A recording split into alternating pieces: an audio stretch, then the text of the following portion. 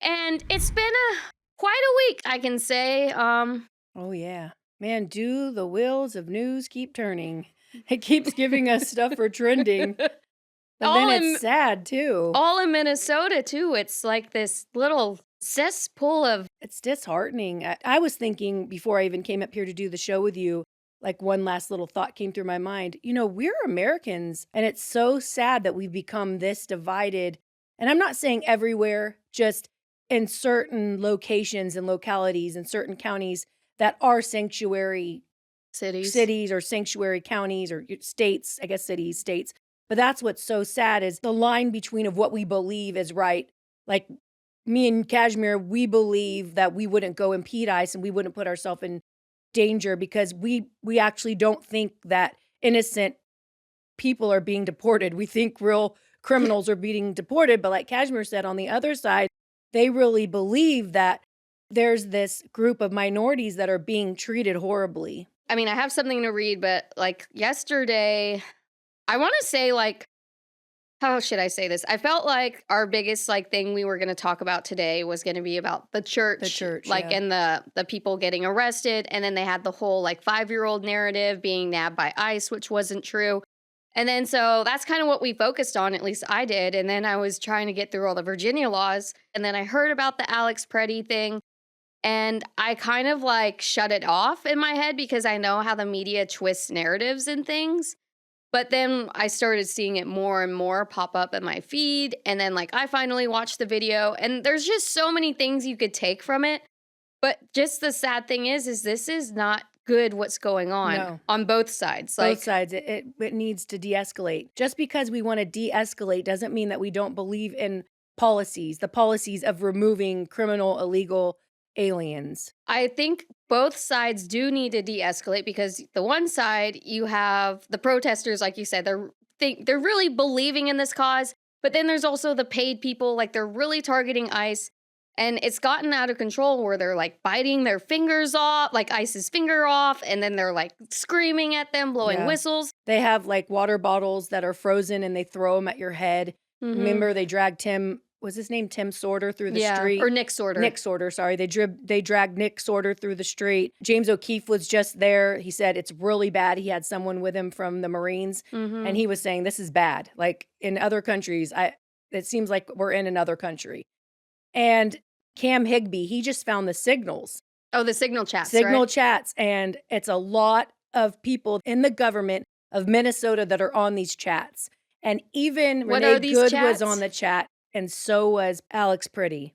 What are these chats, though? They are chats to find ICE and to confront ICE and to get rid of ICE out of the state. And they even have a written manual of how to be an ICE agitator. It's not something that's just popped up. It's not like organic. Like It's this not is organic. Thank you. It's a contrived. It's a contrived paid protest of people in Minnesota government who even have access to the license plates. So they Mhm. know who's coming in and out of the state. Who has access to license plates? We don't. And then on the other hand, you have ICE, and they're just bombarded with this environment, and then that's when bad things can Things happen. happen. Like I was coming on, and I was like going to say, you know what? Maybe we just need to get out of there. Like it's not worth like because PR is Like pull back. really bad. Like Yeah. pull back, assess what's going on because this is bad there. Like Because it's not good. well, it's not happening in any other state like Texas. It's not happening in other places that are cooperating with ICE. Even Portland, like it's bad there, but there's nothing like this where people are being killed. Like this is beyond a level, and I think it's because of the scam and the fraud, like all the fraud It's that's trying going to on. detract from it. Mm-hmm. But the fraud, it's going to come out anyways. The fraud's going to come out. I just pray for America. I do pray for their families. I pray Yeah. for Renee Good and her children that are still alive. I know we pray for Alex Pretty and his family, and we pray for the ICE. We pray for people that are working in ICE because they're real people. I And they say that it's like it is a propaganda war over there because they want to show you all the bad pictures of ICE being bad. But if you look at the list, which is really sad, I followed this girl on X. Her name's Alex Day, and she shows the list, which is sad. 2 people's lives were lost, Renee Good and Alex Pretty, but not because that's not to, I don't want to say that to say that their lives aren't worth anything. But the list of people that have died or have been murdered or have been raped or have been really hurt by illegal aliens. If you go on X, her name's Alex Day, the list is so long. So we need to take care of these criminal illegal aliens and get them out of our country. And we need to vet people. That's why you want to come here legally, so that you can be vetted and we can know who you are. We're not just open border state. That Biden did. Open border country. And so before coming on, this is Monday. We do record on Mondays, but there was like a truce, it seems, thank God, between President Trump and Tim Walz. I pray that it really happens. Me too. Well, maybe Walz wants to do it because of the fraud, but this is exactly what Trump posted on Truth Social. Governor Walz called me with a request to work together with respect to Minnesota. It was a very good call, and we actually seemed to be on a similar wavelength. I told Governor Walz that I would have Tom Homan call him, and that what we are looking for are any and all criminals that they have in their possession. The governor very respectfully understood that, and I will be speaking to him in the near future. He was happy that Tom Homan was going to Minnesota, and so am I. We have had such tremendous success in Washington, D.C., Memphis, Tennessee, and New Orleans, Louisiana, and virtually every other place that we have touched, and even in Minnesota. Crime is way down, but both Governor Walz and I want to make it better. President Trump. Yeah, I like that. And I hope that it happens. I do too. Because it's not widespread. I wanted to read this to you. There's 9 counties, only 9 counties in America that have 63% of the violent confrontation. Really? One of them was LA. One of them was Portland, and then Minnesota, that area. But it's not a lot. Other states are cooperating with ICE. And I think what's sad is they call ICE untrained Nazis, untrained officers, and then they're calling them Nazis and they're calling them fascists. And I think that's why it's so scary, because it's creating this idea about ICE that they're like the Gestapo, like they're going to take people and they're going to hurt people. And that's not the truth, because if you had more stories of the truth, of like help the little when boy. ICE helped the little boy, the 5-year-old, they took him to McDonald's. Yeah. Like if you heard the stories of ICE helping people and you heard more of that, you would have a different story. But one guy I followed too I've seen him before on Jesse Waters, but if you ever wanted to follow him, his name is Michael Schellenberger, and he's on X and Instagram, and he gave a really good analysis of what's going on, but basically said, yes, we can dispute the tactics of ICE. That we should. We should dispute the tactics of ICE and what they're doing. That we don't want them to be crazy, unhinged ICE officers just, ruling the land. Nobody wants that. But at the same time, you have to see that the legacy media, which I don't even like calling them that, so the mainstream media, and you see what's sad is Walz and all the people up there in Minnesota and all the people in those 9 counties that are very radical, they're saying, okay, you're a Nazi, you're a fascist. I mean, you've seen Charlie Kirk, he got shot in the neck because of this activism. Yeah. And that's why it's very promising that we see Trump and Walz coming together. And another issue too was like law enforcement wasn't helping ICE, so ICE is just all out there. And like Minnesota's like the wild, wild west. It's like there's no law or order. It's crazy. And hopefully like there can be a truce. And it can bring the temperature down, and where we won't have to be talking about this every single week of the year. I think, too, that we just have to face, too, that Minnesota's very liberal. Yeah. Like Bill O'Reilly's like, I've been warning you guys, Minnesota's crazy. And they're far left, and you have to understand that. And me and Kashmir are not far left. No. I mean, we have sympathies. We don't want people dying. We don't want our ICE to be the Gestapo. We're not, we're not like that.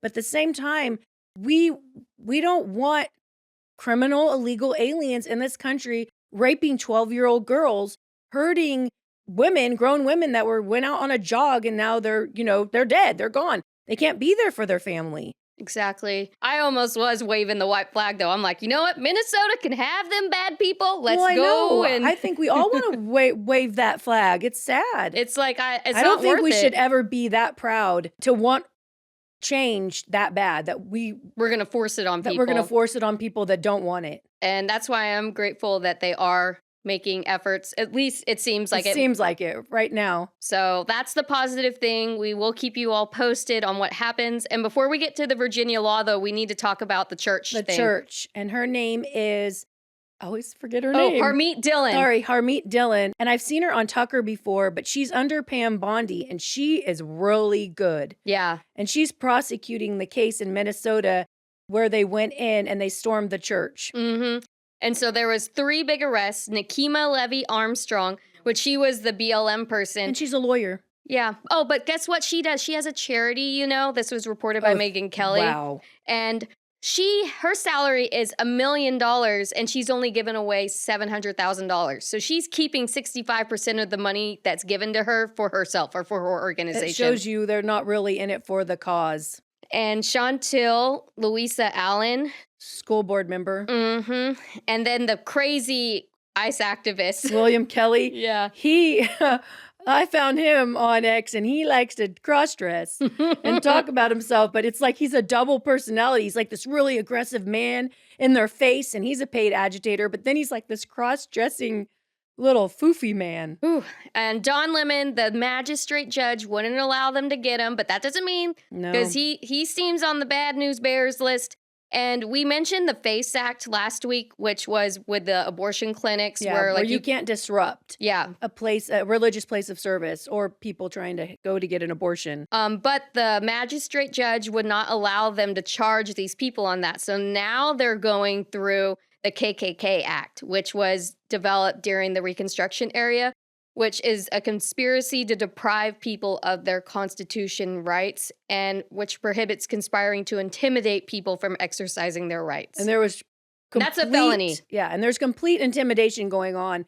I read on X, they showed the affidavits from the victims. The one family was trying to go down the stairs because that's where the childcare was in the church, and they blocked them from getting to their children. Could you imagine how scared you would be? You would think they were being hurt down there. I know. And then another family went out to their van. They surrounded the van, screaming, yelling at them, telling them how horrible they were. They were Nazis. And they're afraid for their lives because they're on the church website. Oh, the picture of their families on the church website. Oh, gosh. You said the one. The people in the daycare or the childcare telling them that your parents are Nazis and evil. And they're going to burn in hell. I'm like, wow.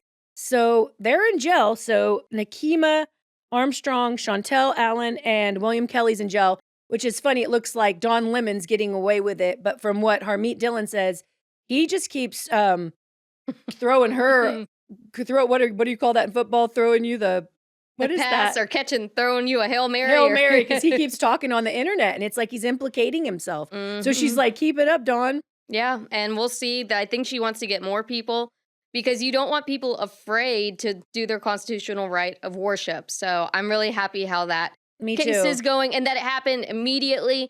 And we want more cases where the Justice Department is going after things, and that they favor the Christians, because the Christians are who are going to be targeted. Because see, we don't believe in the far left's agenda because we're Christians. We can't believe in it. We can't believe in abortion and death. No. We can't believe in that stuff. We can't believe in going out and fighting ICE. We wouldn't do it. No. I mean, the Bible tells us not to do that.